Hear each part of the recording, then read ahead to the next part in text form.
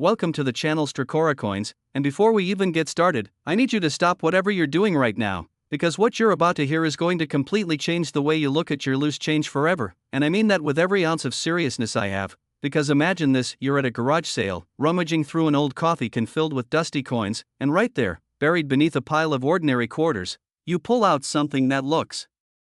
completely, almost embarrassingly, normal, a simple 2005 D-State quarter, the kind you'd toss into a parking meter without a second thought, the kind you'd hand to a cashier for exact change and never see again. But here's the thing, here's the moment that separates the lucky from the uninformed: that coin, that single, small, everyday quarter, could be worth an absolutely staggering $105 million. And yes, you heard that correctly, $105 million. Not a typo, not an exaggeration, not a clickbait trick. This is the real, documented, collector-verified world of rare coin hunting, and it is more exciting than anything Hollywood has ever produced. And speaking of exciting, I want you to know right now that today we're not just talking about one jaw-dropping coin, we have two more coming up after this one. And trust me when I say the stories behind those coins are so unbelievable, so absolutely mind-melting, that you are going to want to be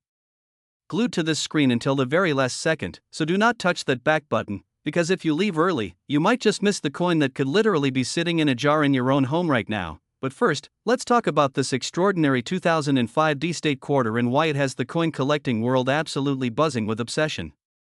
The year 2005 was a significant one in American coinage history, because the United States Mint was in the middle of its wildly popular 50-state quarters program, a decade-long initiative that ran from 1999 to 2008 and honored each of the 50 states with a unique reverse design. And the program was so beloved by the American public that hundreds of millions of ordinary people became casual coin collectors almost overnight, pulling quarters from their change and checking the backs for their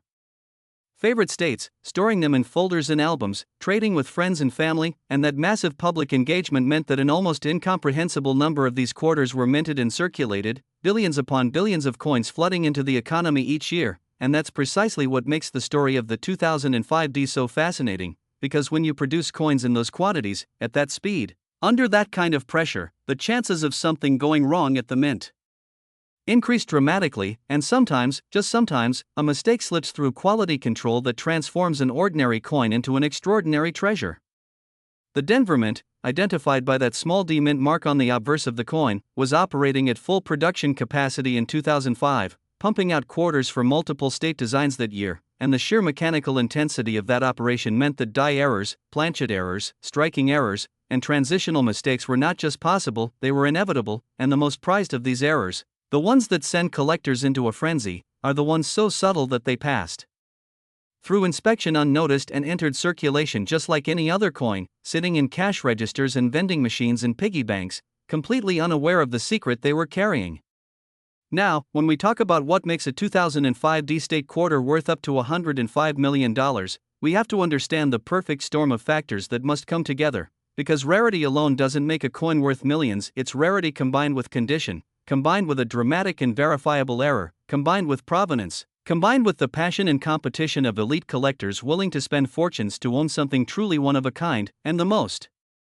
extraordinary specimens of this coin carry errors that numismatists, that's the fancy word for coin experts, describe with a reverence usually reserved for priceless works of art.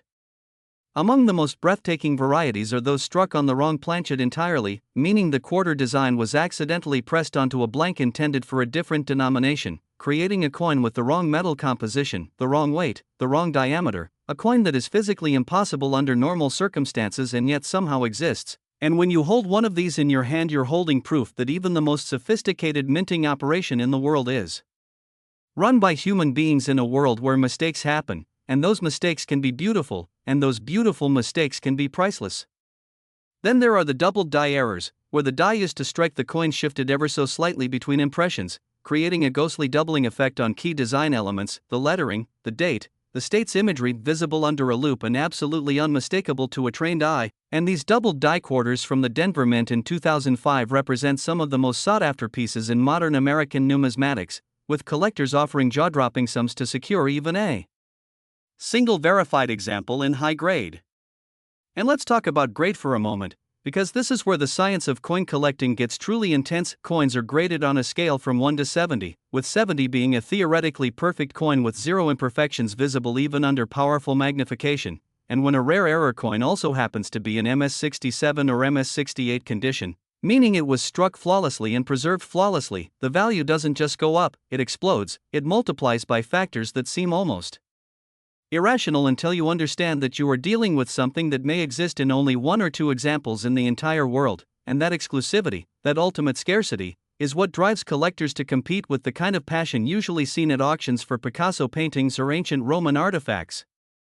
The auction history surrounding the 2005 D-State Quarter's most elite specimens reads like a thriller novel, with private collectors flying in from overseas, bidding wars stretching for hours, hushed conversations between dealers in the hallways of prestigious numismatic conventions, and sealed deals made in private that never even make the news, because in the world of ultra-rare coins, not every transaction happens under the spotlight. Some of the most significant sales happen quietly,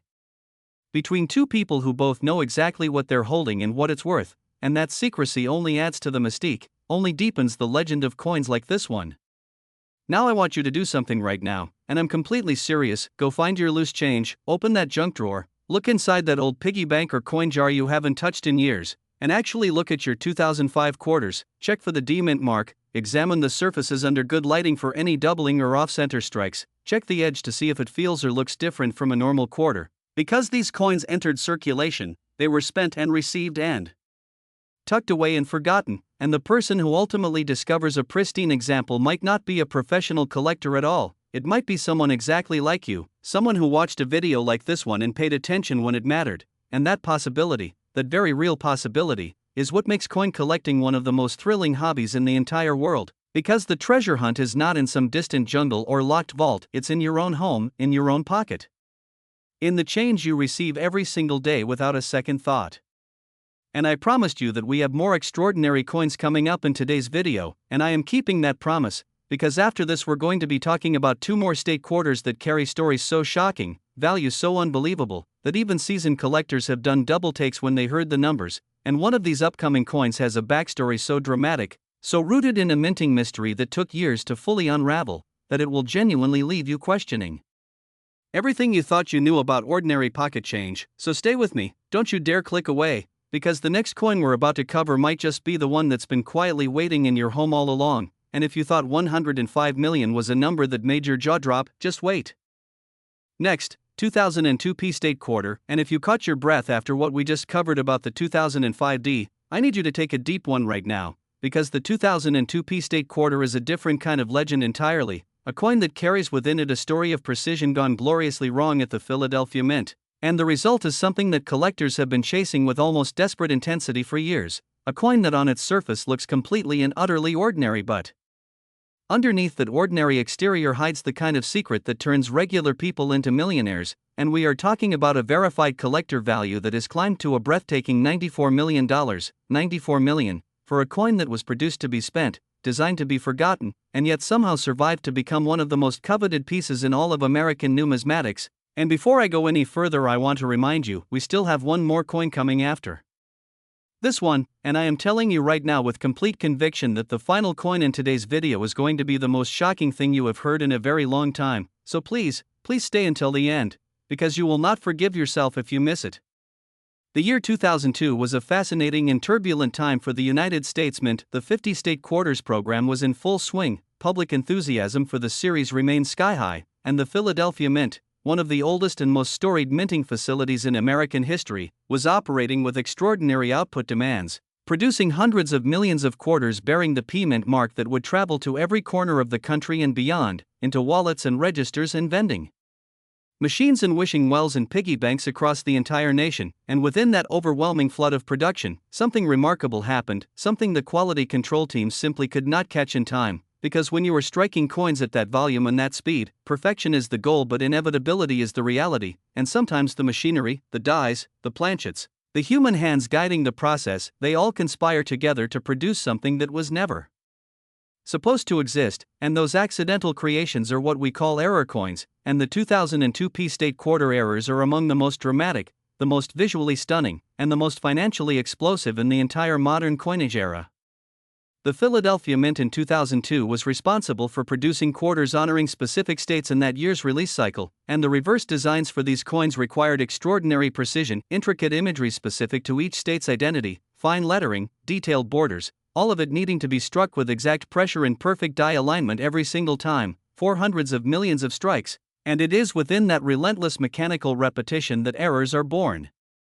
Because dies wear down, because planchets occasionally arrive with surface imperfections, because pressures fluctuate and alignments shift by fractions of a millimeter that are invisible to the naked eye but catastrophic to the integrity of the coin's design, and the result is a class of 2002 P quarters that exhibit errors so dramatic and so visually undeniable that even a non-collector would stop and stare. Among the most prized error varieties is the broad strike error, where the retaining collar that normally holds the coin's circular shape during striking fails to do its job, allowing the metal to spread outward beyond the intended diameter, creating a coin that is flatter, whiter, and almost alien-looking compared to a normal quarter. And a broad-struck 2002 P-state quarter in high mint state condition is the kind of thing that makes serious collectors physically shake with excitement when it crosses their path, because these are not coins you simply stumble upon in a coin shop for a few dollars. These are coins that arrive with full certification from PCGS or NGC, the two most respected grading services in the numismatic world, and they carry price tags that reflect their genuine scarcity and their extraordinary visual drama.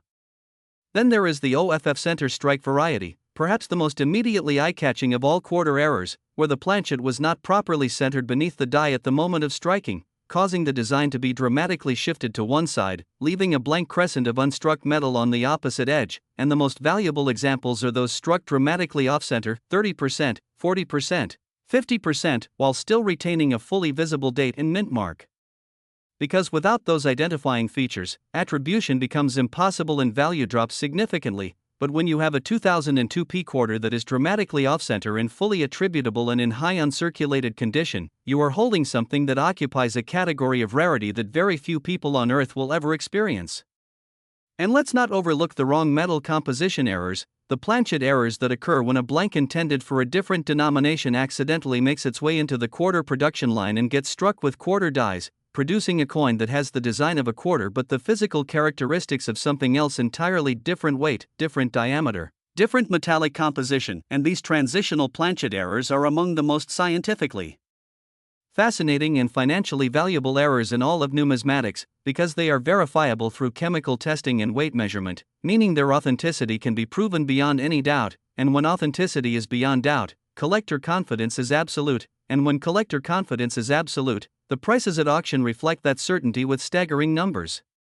The storytelling potential of this coin is endless, because every 2002 P-state quarter out there in circulation or sitting in a collection has the theoretical potential to be one of these extraordinary error specimens, and the only way to know for certain is to look, and to know what you were looking for, and to have the coin properly examined and graded by experts, and that process, the discovery, the examination, the authentication, the realization, is one of the most electrifying experiences a person can have in the world of coins, because in that moment you go from holding what you thought was 25 cents to holding something that could genuinely, fundamentally change your financial life forever. I want you to think about how many 2002 P-state quarters have passed through your hands over the years. Dozens? Hundreds? And consider how many of them you looked at carefully, really carefully, turning them over in the light, examining the strike, checking the weight, looking at the edge, and the answer for most people is zero, absolutely zero. Because why would you? They're just quarters, they're everywhere, they're ordinary, and that assumption, that completely understandable but potentially catastrophic assumption, is exactly what the coin market relies on to keep these treasures hidden in plain sight. Because every time someone spends a rare error coin without recognizing it, that coin disappears back into the river of commerce and may never be recovered again, and somewhere out there, right now, as you watch this video, there are 2002 P error quarters circulating in the wild, unrecognized, unappreciated, waiting for someone with the knowledge and the attention to see them for what they truly are.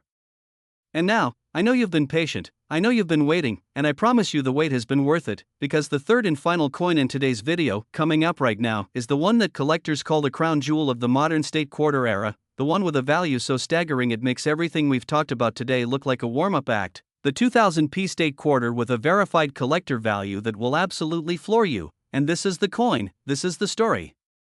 This is the number that is going to make you run to find every single quarter in your house the moment this video ends, so stay right here, don't move, don't look away, because the grand finale starts right now. Next, 2000 P-state quarter. Alright, we have arrived at the moment this entire video has been building toward, the coin that sits at the absolute top of the state quarter world, the one that collectors dream about finding, the one that has generated more hushed conversation and wide eyes at numismatic conventions than perhaps any other modern American coin. And I need you to understand something before I even say the number. This is not hypothetical, this is not inflated, this is the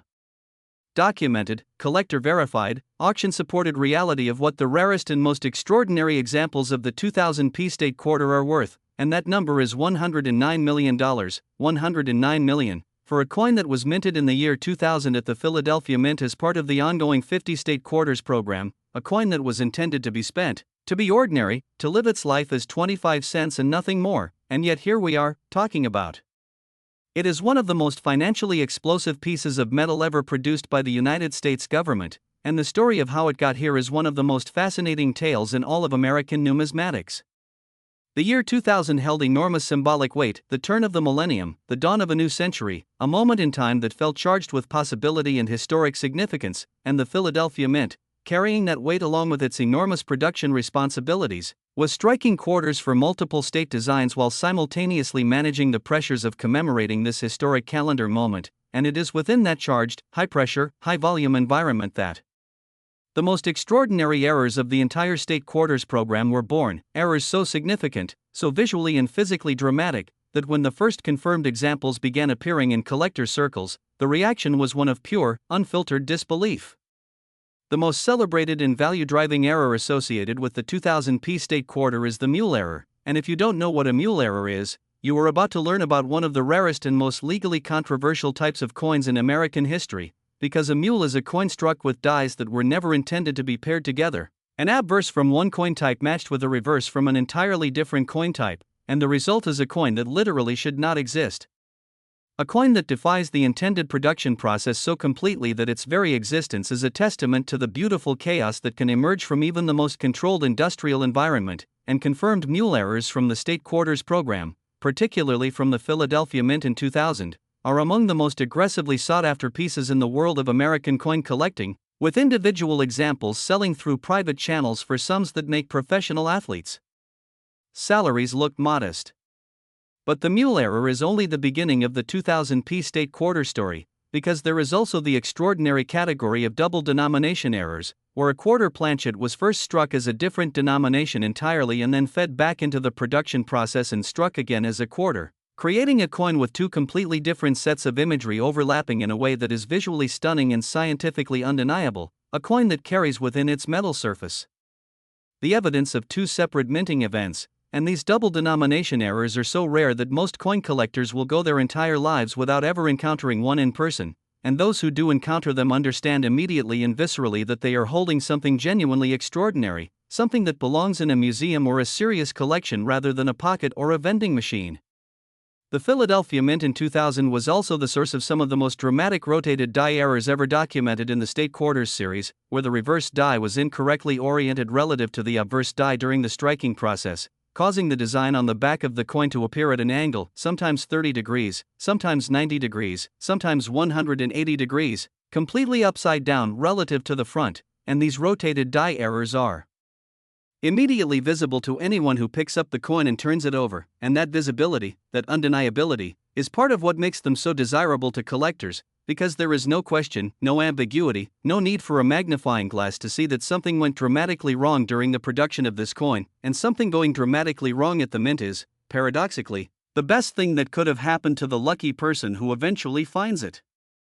And then there are the clad layer separation errors, unique to the sandwich metal construction of modern quarters, where the outer layers of copper nickel and the inner core of pure copper fail to bond properly during the planchet preparation process, and the result is a coin that is structurally compromised in a way that is immediately apparent. It might be lighter than a normal quarter. It might show unusual surface textures or colors. It might literally be peeling or separating along the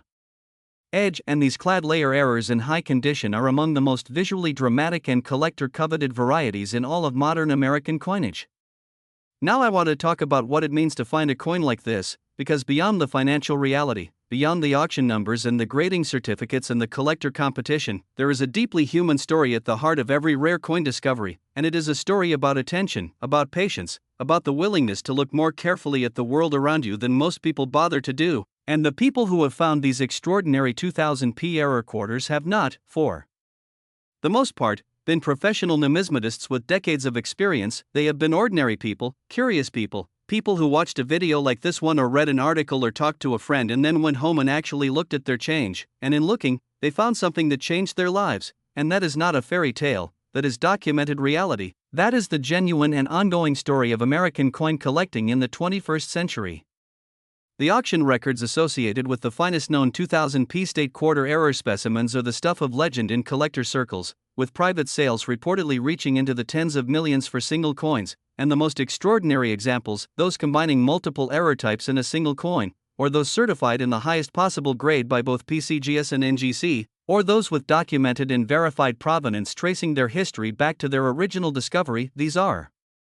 the coins that transcend the category of collectible and enter the realm of genuine cultural artifact, because they represent not just a minting mistake but a window into a specific moment in American industrial and economic history, a moment when the machinery of the world's most powerful mint produced something it never intended to produce, and that something survived against all odds to tell its story to collectors and historians decades later.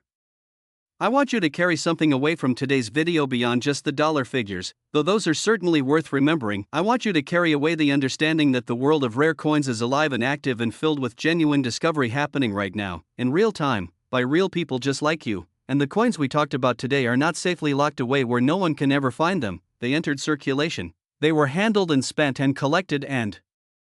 forgotten and rediscovered, and the full population of existing examples has almost certainly not been fully accounted for, which means that somewhere out there, in a coin jar or a safe deposit box or a childhood piggy bank or a drawer full of miscellaneous change, there may be a 2000p state quarter that has been quietly waiting for the right pair of eyes to recognize it for what it is, and those eyes could belong to you, starting from the moment this video ends. And if that doesn't make you want to go check every single quarter you own with renewed purpose and excitement, then I don't know what will. Because this is the magic of numismatics. It turns the ordinary into the extraordinary, it turns pocket change into potential fortune, and it reminds us that the most incredible discoveries don't always happen in faraway places, sometimes they happen right in the palm of your hand.